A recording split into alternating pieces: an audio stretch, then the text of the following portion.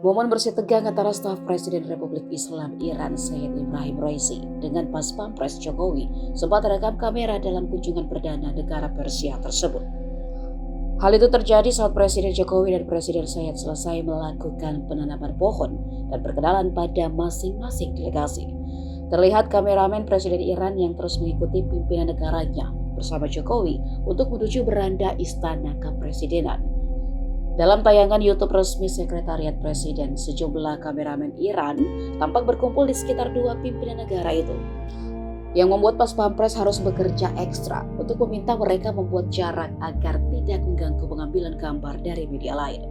Bahkan Pas Pampres terpaksa menarik seorang kameramen Iran yang dinilai mengganggu karena begitu dekat dengan Presiden. Namun kameramen tersebut dengan cepat menepis tangan Pas Pampres dan kembali melanjutkan pekerjaannya.